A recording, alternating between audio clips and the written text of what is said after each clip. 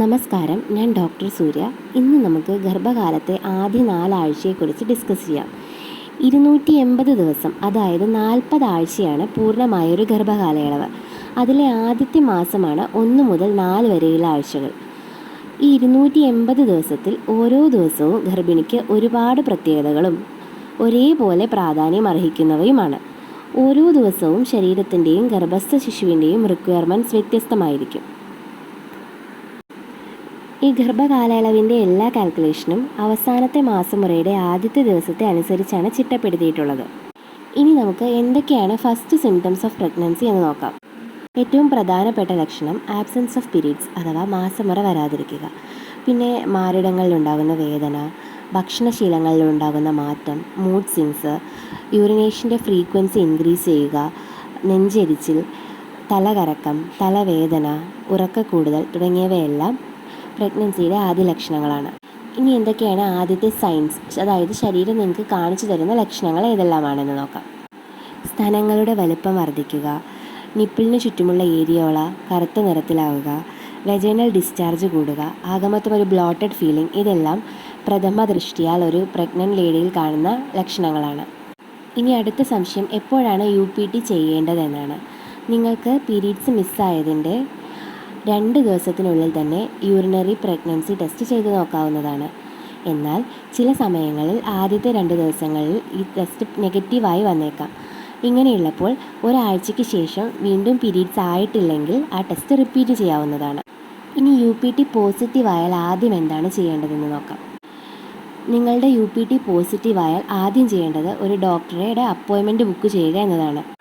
നിങ്ങൾക്ക് ആക്സസിബിളായ മികച്ച ഹോസ്പിറ്റലിലെ മികച്ച ഗൈനക്കോളജിസ്റ്റിനെ തന്നെ ബുദ്ധിപൂർവ്വം സെലക്ട് ചെയ്യാൻ ശ്രമിക്കണം. വേണമെങ്കിൽ അതിനുവേണ്ടി ഫ്രണ്ട്സിൻ്റെയോ റിലേറ്റീവ്സിൻ്റെയോ എല്ലാം അഡ്വൈസ് എടുക്കാൻ മടിക്കരുത്. കാരണം നിങ്ങൾ തിരഞ്ഞെടുക്കുന്ന ഹോസ്പിറ്റൽ ഡെലിവറി ടൈമിലെ കോംപ്ലിക്കേഷൻസ് മാനേജ് ചെയ്യാനാവുന്ന ഫെസിലിറ്റീസ് ഉള്ളതായിരിക്കണം, നല്ലൊരു ബ്ലഡ് ബാങ്ക് ഉള്ളതായിരിക്കണം, അതേപോലെ തന്നെ ഏറ്റവും മികച്ച ഒരു NICU സൗകര്യവും അവിടെ ഉണ്ടായിരിക്കണം. ഇനി എന്തെല്ലാം കാര്യങ്ങളിൽ ഒരു ഗർഭിണി പ്രത്യേക ശ്രദ്ധ ചെലുത്തണമെന്ന് നോക്കാം. ഡോക്ടർ നിർദ്ദേശിക്കുന്ന ഫോളിക് ആസിഡ് സപ്ലിമെൻറ്റ്സ് മുടക്കം കൂടാതെ കഴിക്കണം. എപ്പോഴും ഹൈഡ്രേറ്റഡ് ആയിട്ടിരിക്കണം. ഫ്രൂട്ട്സും വെജിറ്റബിൾസും എല്ലാം ഡയറ്റിൽ ഉൾപ്പെടുത്തണം. പ്രഗ്നൻസി ടൈമിലെ കോൺസ്റ്റിപ്പേഷൻ ഒഴിവാക്കാൻ ഫൈബർ അടങ്ങിയ ഭക്ഷണം മാക്സിമം നിങ്ങളുടെ ഡയറ്റിൽ ഉൾപ്പെടുത്തുക. എഡ്യൂക്കേറ്റ് ആയിട്ടുള്ള സ്ലീപ്പും റെസ്റ്റും എല്ലാം ഒരു പ്രഗ്നൻ്റ് ലേഡിക്ക് അത്യാവശ്യം വേണ്ട കാര്യമാണ്. നിങ്ങൾക്ക് വേറെ ആരോഗ്യ പ്രശ്നങ്ങളൊന്നുമില്ലെങ്കിൽ ചെറിയ തോതിലുള്ള വ്യായാമങ്ങളെല്ലാം ശീലിക്കാം. ഉദാഹരണത്തിന് നടത്തം ഒരു നല്ല വ്യായാമ മുറയാണ്. ഒരു ദിവസം 30 മിനിറ്റെങ്കിലും നടക്കാൻ ശ്രമിക്കുക. എപ്പോഴും ടെൻഷൻ ഫ്രീ ആയിട്ട് റിലാക്സ് ആയിട്ടിരിക്കാൻ ശ്രമിക്കണം. അതിനായി ഇഷ്ടമുള്ള പുസ്തകങ്ങൾ വായിക്കുക, പാട്ടുകൾ കേൾക്കുക, ഇതെല്ലാം ചെയ്യാവുന്നതാണ്. ഇനി എന്തെല്ലാമാണ് ഒഴിവാക്കേണ്ട ഭക്ഷണങ്ങൾ എന്ന് ചോദിച്ചാൽ ജങ്ക് ഫുഡ്സ് എല്ലാം ഒഴിവാക്കണം. അതുപോലെ കഫിനേറ്റഡ് ആയിട്ടുള്ള ഡ്രിങ്ക്സ്, ഉദാഹരണത്തിന് ചായ, കാപ്പി, കാർബണേറ്റഡ് ആയിട്ടുള്ള സോഫ്റ്റ് ഡ്രിങ്ക്സ് എല്ലാം ഒഴിവാക്കണം. ഇനി വളരെയധികം ശ്രദ്ധിക്കേണ്ട വേറൊരു കാര്യം, ഓവർ ദ കൗണ്ടർ മെഡിസിൻ വാങ്ങി ഉപയോഗിക്കരുത്. ഡോക്ടറുടെ നിർദ്ദേശപ്രകാരം മാത്രമുള്ള മരുന്നുകൾ കഴിക്കുക.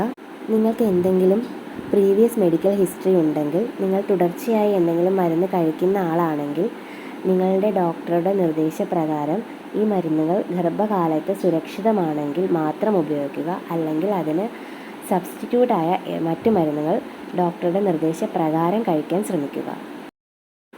ഒരു സ്ത്രീയുടെ ജീവിതത്തിലെ ഏറ്റവും മനോഹരമായ ഒരു 280 ദിവസങ്ങളിലൂടെയാണ് നിങ്ങൾ കടന്നു പോയിക്കൊണ്ടിരിക്കുന്നത്.